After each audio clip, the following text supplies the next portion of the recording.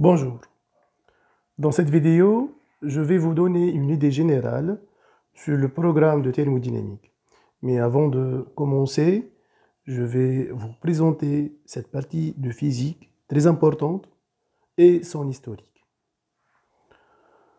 En fait, la thermodynamique est l'étude des transferts thermiques et mécaniques que subit un système. Plus généralement, son domaine englobe la physique de la matière et ses transformations. Plus précisément, les échanges énergétiques que subit ce système, ainsi que les conséquences de cet échange. En particulier, la thermodynamique s'occupe à l'étude de la configuration et le fonctionnement des machines thermiques qui réalisent la conversion d'énergie thermique, chaleur, en un travail ou réciproquement. Donc voici quelques applications de la thermodynamique. Les moteurs thermiques, la dilatation des pans, l'évolution, les changements d'état, les centrales électriques. Finalement, on comprend que la thermodynamique, c'est une science de transformation de l'énergie, de forme d'énergie.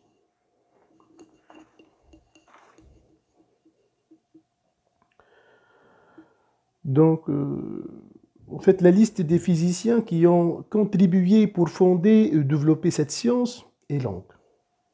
Mais je vais essayer de résumer donc la liste en quelques noms.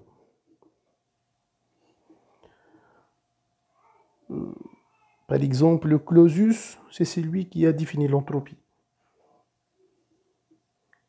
Donc, pendant le début du 19e siècle. Mayer, il a calculé l'équivalent mécanique de la calorie, une unité de l'énergie. Black, c'est celui qui a distingué la différence entre la température et la chaleur. Carnot et Watt, ils ont bien développé les machines thermiques. Joule, etc. Thomson, Van der Waals, Boltzmann, par exemple, c'est parmi les fondateurs de la thermodynamique statistique, etc. Je finis cet historique par une citation d'Einstein.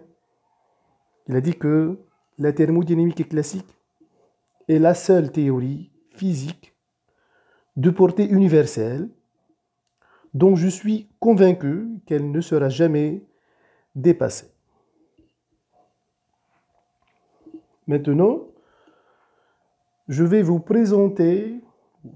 donner une idée générale sur les chapitres de cette partie-là.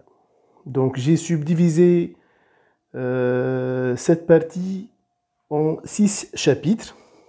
Un premier chapitre intitulé Système thermodynamique et ses transformations.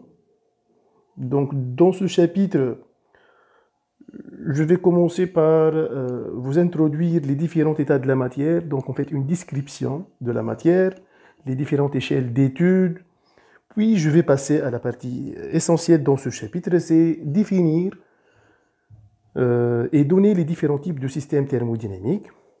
Ensuite, je vais vous présenter les différentes transformations que peut subir ce système-là. Et on finit ce chapitre-là par vous donner qu'est-ce que variable d'état, qu'est-ce que fonction d'état, etc. Ce sont des outils mathématiques utilisés par la suite.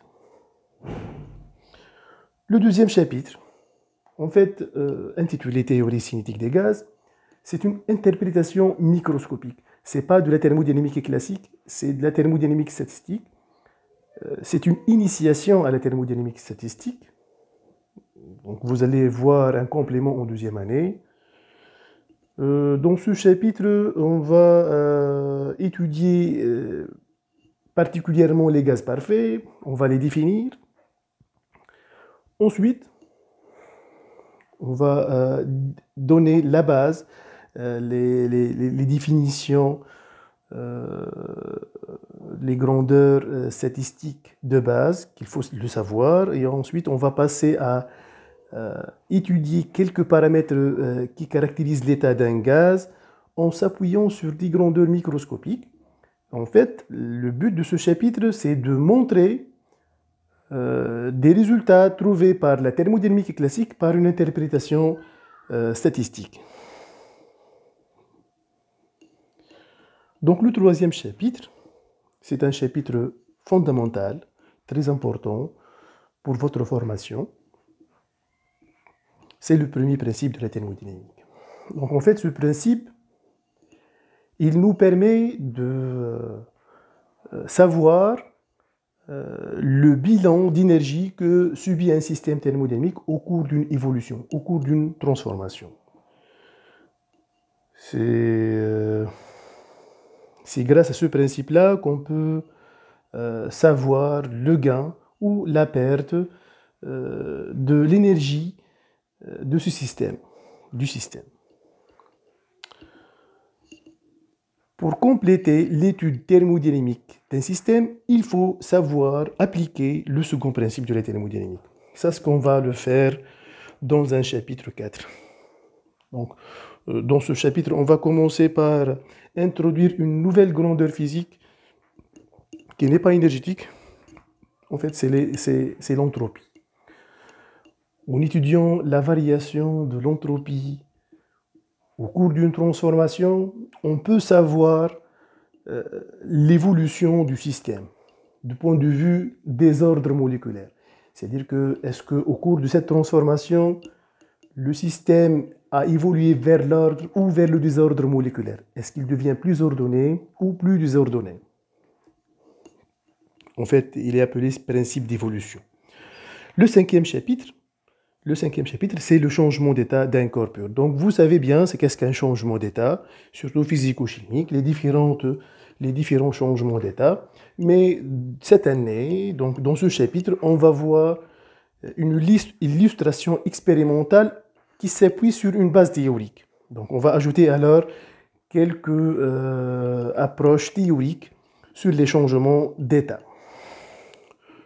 Donc, tous ces chapitres seront utilisés pour étudier les machines thermiques. En fait, ce chapitre, c'est une application de tout ce qu'on a vu donc, pendant les 5 premiers chapitres.